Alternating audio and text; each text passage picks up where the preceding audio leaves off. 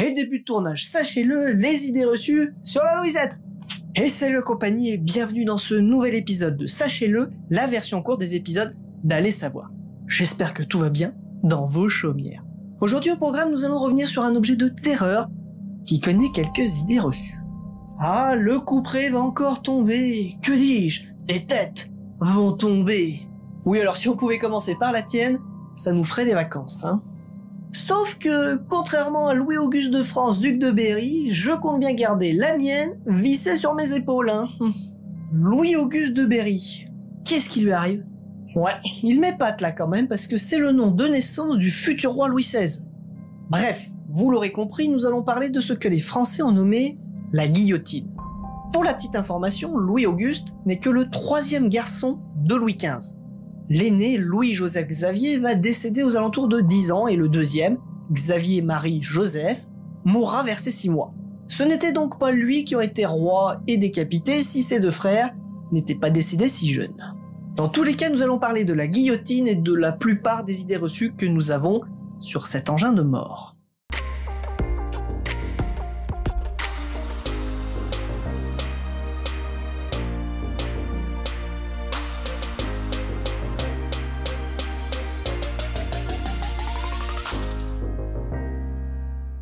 Contrairement à ce que l'on pourrait penser, la guillotine n'est pas française. Nous trouvons ses origines en Italie et en Écosse au cours du XVIe siècle. La manania italienne datant du début du XVIe siècle et la Minden écossaise datant du milieu du XVIe siècle, alors que la guillotine française date de la fin du XVIIIe siècle. D'ailleurs, le duc de Montmorency fut décapité avec un équivalent de la Minden en 1632 à Toulouse, en France, soit 150 ans avant la Révolution et la dite invention de la guillotine. En fait, le docteur Guillotin n'a que participé à l'amélioration d'une technique d'exécution déjà existante. Le docteur Guillotin a voulu, dès 1789, lors d'une refonte de la législation pénale, imposer cette forme de décapitation car elle avait au moins le mérite d'être plus sûre, plus rapide, moins brutale et donc moins barbare que les autres moyens d'exécution de l'époque, qui étaient généralement la pendaison, la décapitation par l'épée ou la hache, sans oublier l'écartèlement ou le bûcher.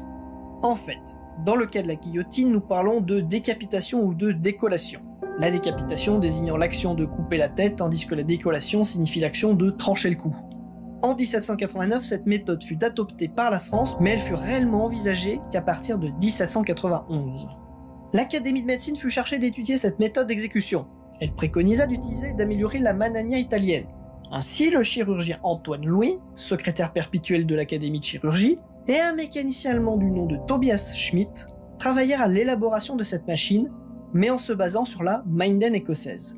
Après des tests concluants sur des moutons et des cadavres humains, la première exécution eut lieu le 25 avril 1792, avec l'exécution du voleur de grand chemin Nicolas Jacques Pelletier.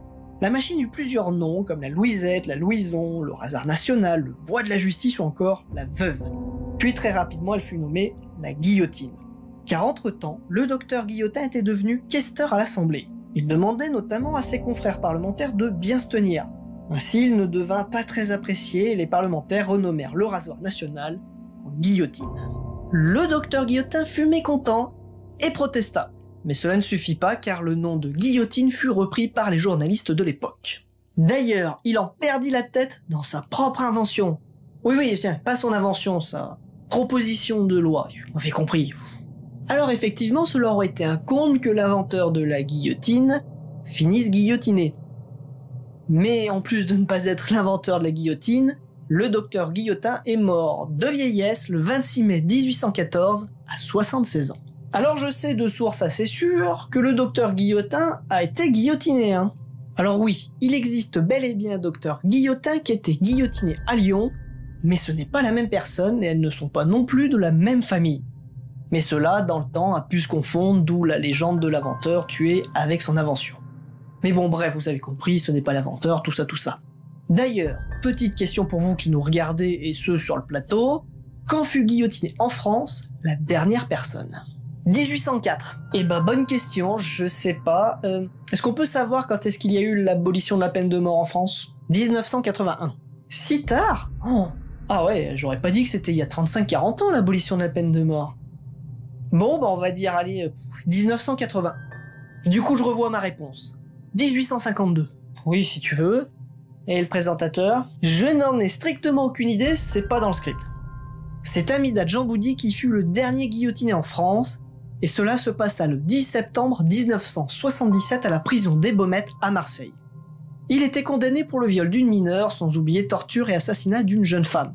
Ce fut d'ailleurs la dernière personne mise à mort en France avant l'abolition de la peine de mort en 1981. Et sur ce sujet extrêmement joyeux, merci à vous de nous avoir suivis. Et n'oubliez pas de mettre un pouce bleu, un pouce rouge, de commenter, de partager et de cliquer sur la cloche. Sinon, le couperet va tomber. D'ailleurs, j'ai entendu dire l'autre jour que Louis XVI, avant de monter sur l'échafaud, était au téléphone avec Marie-Antoinette et qu'il lui aurait glissé « Désolé ma chère épouse, mais je dois te laisser, ça va couper. » Bref, merci à vous. Fin de tournage. Ah, elle est bonne.